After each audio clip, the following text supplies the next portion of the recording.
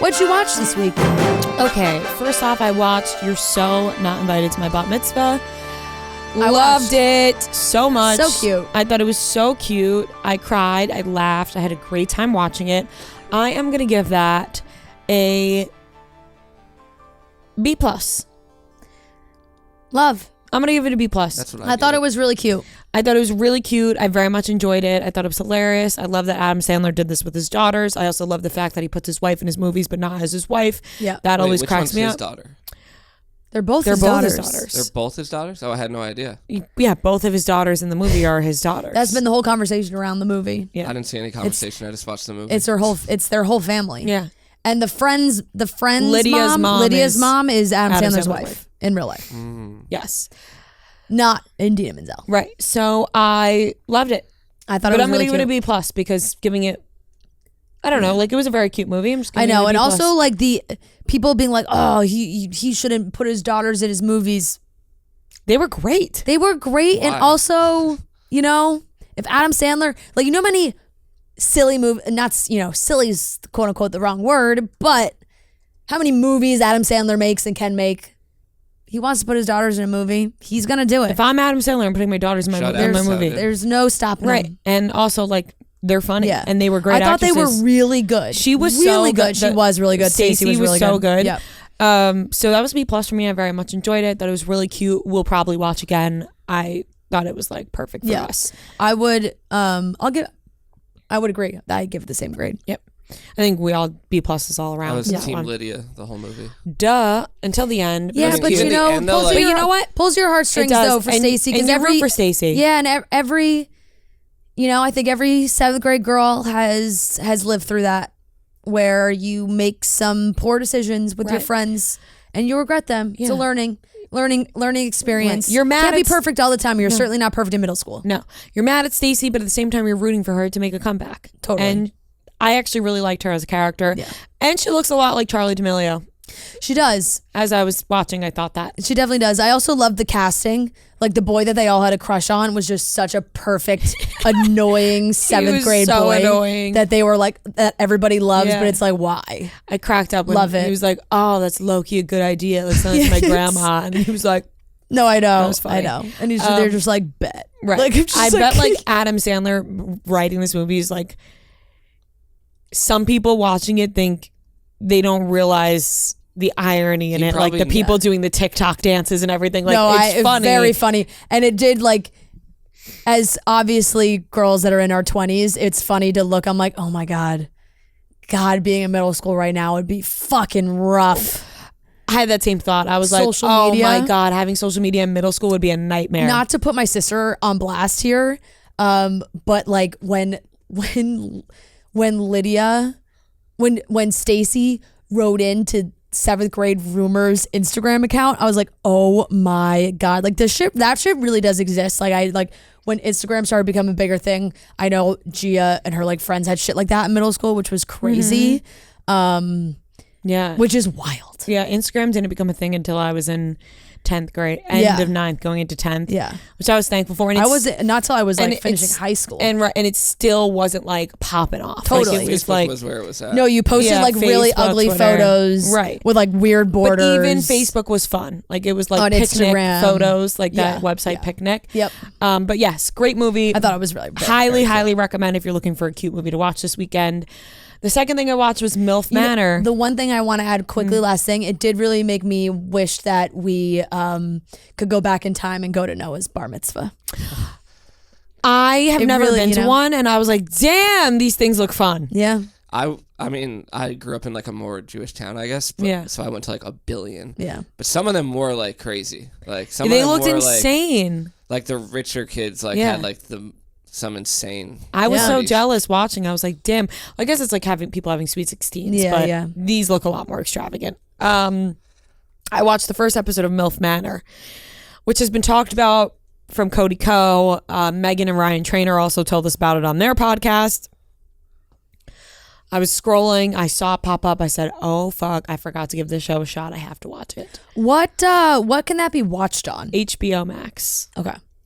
Now, let me tell you the premise of MILF Manor. Okay. All the MILFs show up. Okay. And they all have their backstory. And you're learning about them. Some sad backstories, some, typical divorce. They all have kids because they're MILFs. They are excited for younger men to come in because that's what they're interested in. They're interested in a younger man. And they said, oh, it's so taboo.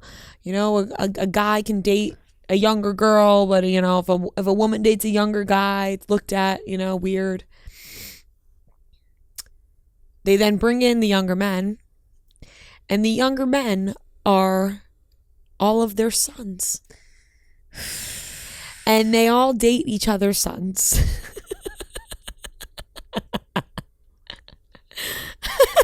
It is I don't know how these people come up with this the shit. craziest show I have watched.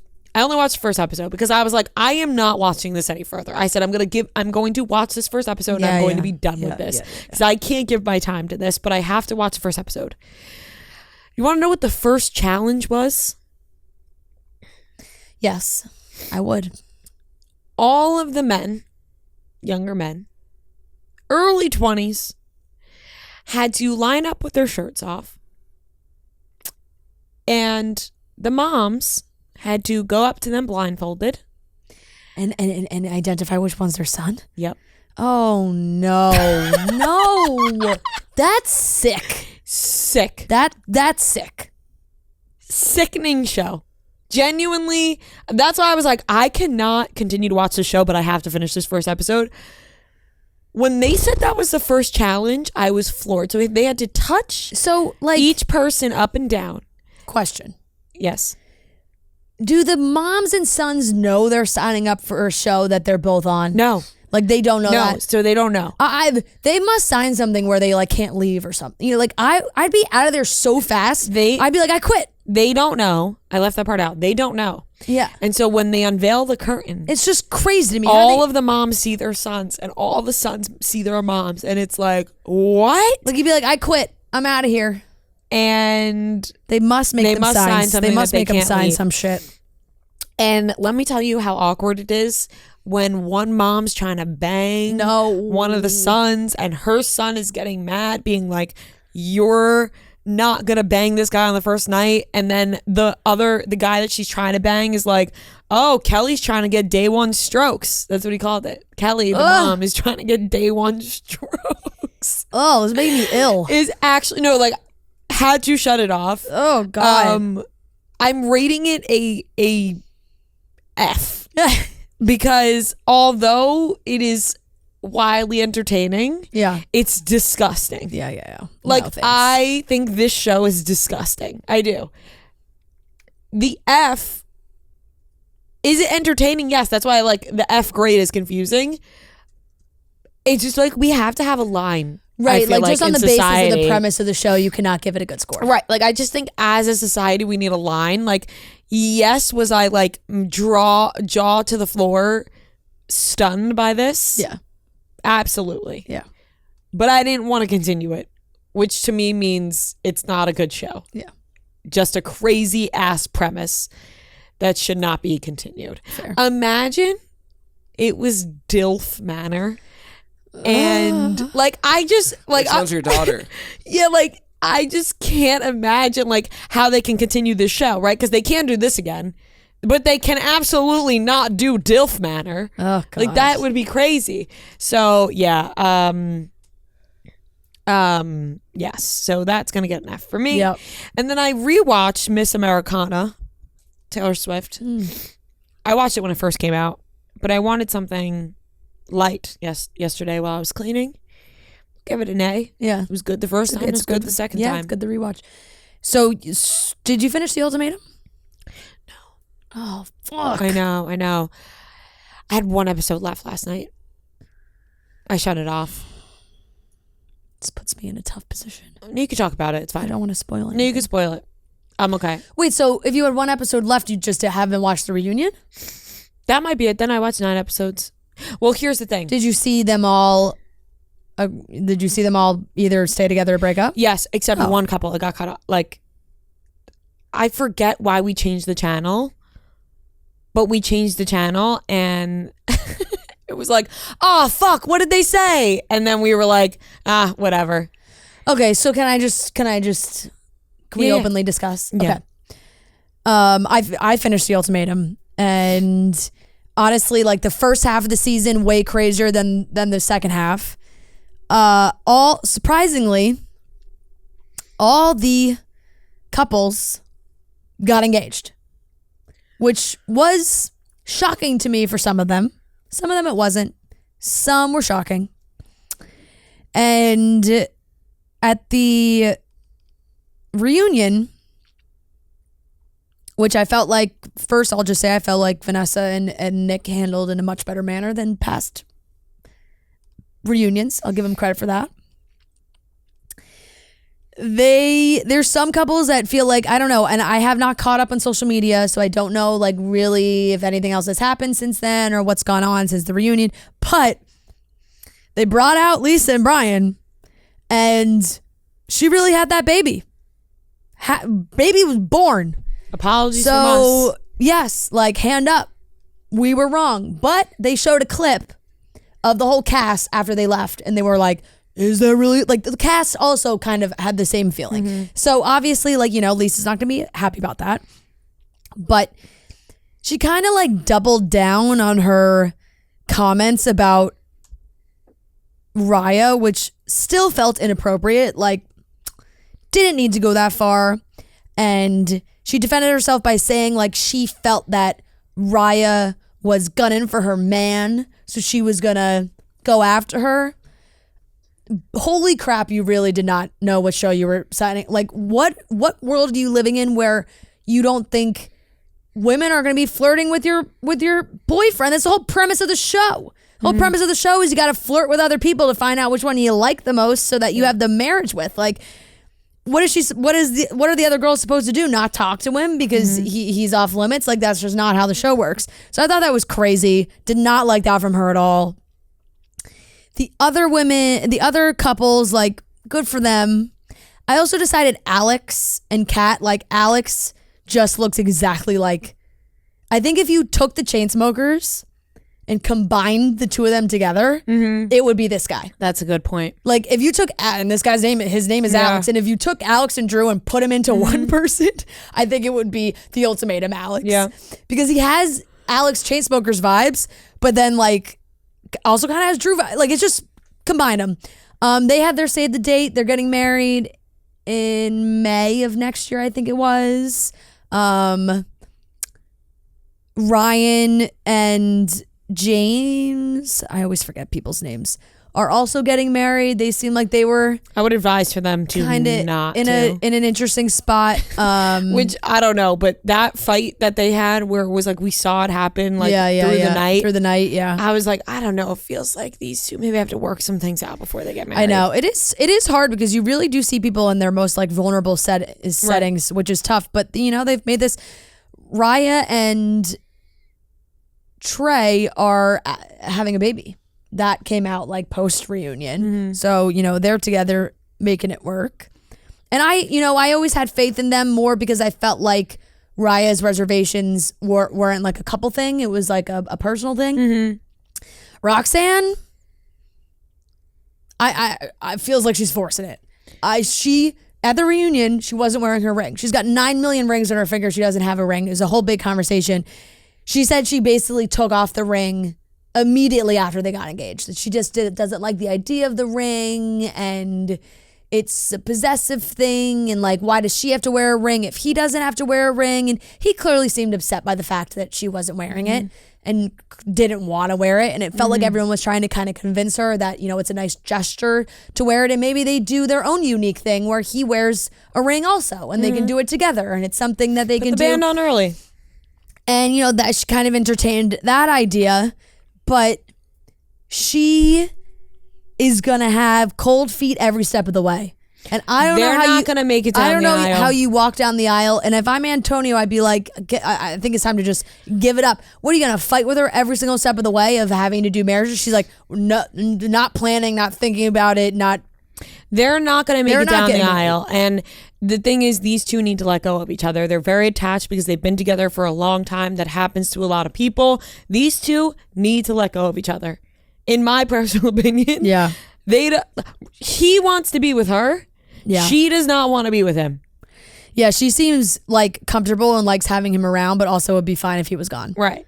But that's all. Obviously, it's all opinion based. Maybe something else will happen, but it was just very interesting that they all got engaged. I will say, I did not see that coming. I did not think a proposal would be happening. I didn't think so either, but because with this show, you always expect like one of them is gonna not do it. I think in the end, we're not gonna see all of them actually get married. Totally. I think they are making that commitment, but I think at least one of them, Roxanne, is gonna end up not walking down the aisle.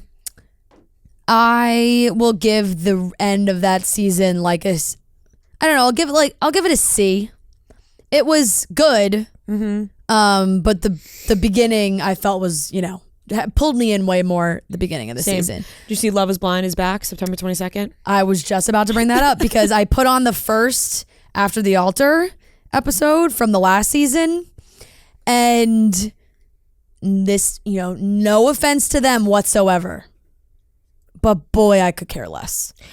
That's how I feel about After the Altar, and my brain has just moved on to the next thing. Like, I'm more excited about a new season than I am to find out what those guys are up to. So I had this moment when I went to go put on The Ultimatum last night where I saw Love is Blind new episodes, and I said, no fucking way is there a new season of Love is Blind out right now. I got so excited. I was like, fuck yes, clicked it, realized it was After the Altar, but then realized that there is a new season coming very shortly. So it was like sad, but then happy, and I was like, I'm not watching After the Altar because no offense, I could give two shits what these people are up to in their lives. What I will say though, very happy for them that so many of them are in good places. Mm-hmm. It's rare, but it seems like this was also filmed a long time ago. So I there could be something that I missed in the news of how these couples are doing in real time.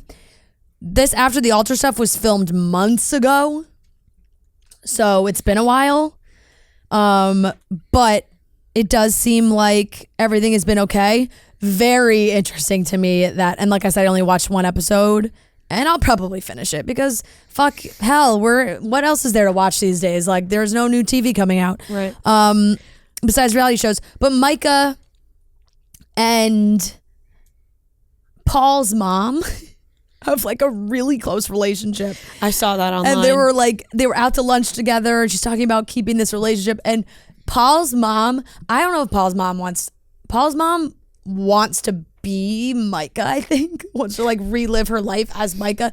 Paul's mom just sits there. She's like, you are so beautiful.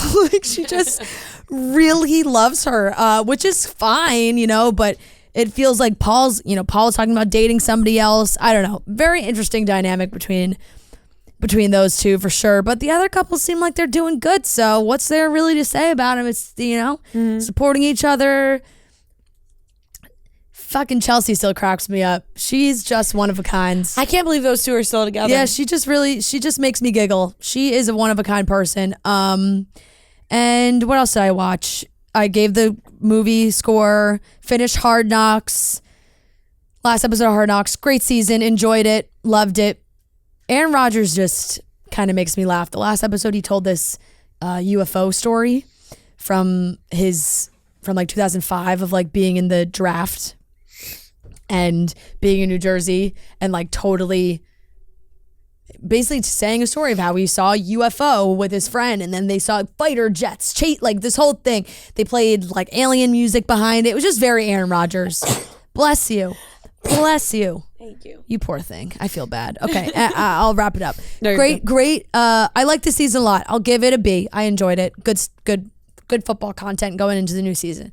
I will say, like, I've had that on the TV, but like haven't been paying attention. No, totally fine. I mean, I'm sure Matt's watching it and you're just like, he's like, I'm gonna put this on. I'm like, okay, and then I like go on TikTok. Yeah. I catch your thing. I caught the Sopranos thing because I was like, did you just put the Sopranos on? He was like, no. Yes. I actually I put it on by myself. Joe and I normally watched because Joe's a massive Jets fan, and normally we watch together, but he wasn't home Tuesday night. and I thought he watched it already because he like has it. It's been appointment TV for him. And he came home on Wednesday and I was watching it and I like paused it so fast and he was like walked in, dropped his bag. He was like, like you're watching it, and I was almost done with the episode. I lied through my teeth. I was like, I just started it. I'll restart. I watched the same episode twice. Like I basically finished the whole episode. You have to do that. No, I was like, yes, 100%. You have to do that. It happened to me last night with The Ultimatum. I was like, oh my God, I'm so sorry. He was like, how much did you really watch? I was like, 2 minutes. Like we didn't watch it from the beginning 2 minutes. Like I saw the whole thing. But no, I liked that. And then we watched. But I'm behind on my Bravo stuff. I know I'm behind on Housewives. New season of Salt Lake City started, which haven't watched yet. I'm excited to watch that. I watched the Shane Gillis Netflix special. Wait, so did I. Great, very funny. I think he's hilarious. I'll give that like a B+. I was laughing. That was very love funny. when you talk about it. And I'm like, wait, I watched that last night too. Yeah. So sometimes I feel like I throw things out and you remember. Right, because I write the things down. Yeah, and I yeah. guess sometimes I just forget to write. Yeah. Some of like not that this is like throwaway, but some of the stuff that you just put on. Like we watched it at like 11 o'clock, sometimes you just forget those things. That's what happened. I watched it like going to bed. Yeah, last watch night it going to and I bed. just forgot to write it down. But very funny. Very funny. What did I say? B+? Is that what I just said? Yeah. Okay. I'm sticking with that. I enjoyed that for sure.